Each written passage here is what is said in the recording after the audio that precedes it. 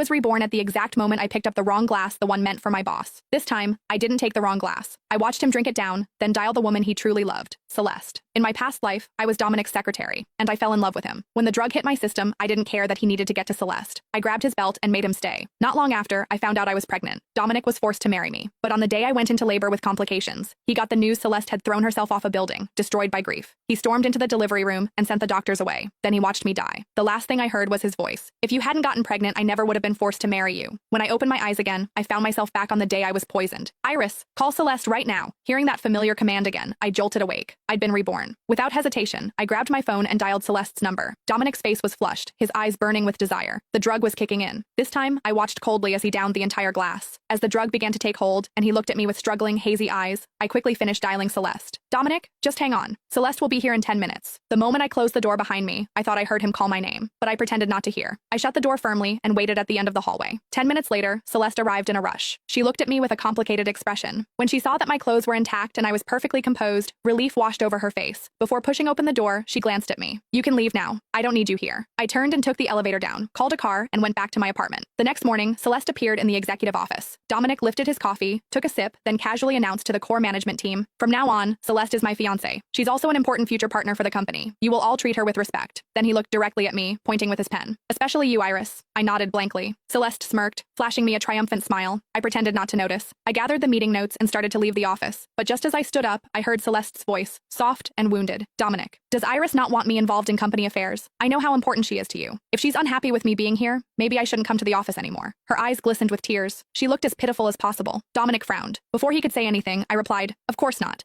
But if you're not satisfied with me, I'll make sure to stay out of your sight from now on." Without waiting for Dominic's reaction, I walked straight back to my office. Half an hour later, my office door swung open, and there he was, Dominic, staring at me with dark, stormy eyes. Instinctively, I wanted to close the door. I didn't want to deal with him, but Dominic blocked it with his arm, frowning as he looked at me. "Are you avoiding me? Why?" He leaned in closer, studying my face. "Are you upset? Because of Celeste?" I quickly shook my head. "No, I'm happy for you. You and Celeste finally get to be together." His eyes flickered with something unreadable. He seemed dissatisfied with my answer. "Is that the truth? Or are you just being passive-aggressive?" Then he scoffed. "Iris, don't tell me you still haven't gotten over me. 3 years ago at the company party, you kissed me when you were drunk. You think I didn't notice? The smartest thing you ever did was never confess. Because if you had, I would have laughed in your face. Laughed at how pathetic and delusional you are." He chuckled to himself, then walked over to my desk and yanked open the bottom drawer. He grabbed a thick stack of printed journal pages and scattered them across the floor, stepping on them. He leaned down close to my ear, his voice low. "I came here to tell you something. Yesterday, when I drank that wine, I saw the look in your eyes. You wanted to be the one to help me, didn't you? Thank God you didn't. Because if you had, I would have been disgusted for the rest of my life. You're not worth it." My heart clenched painfully. Even though I decided not to love him in this life, hearing those cruel words still hurt. After warning me to stay away from him and not make Celeste uncomfortable,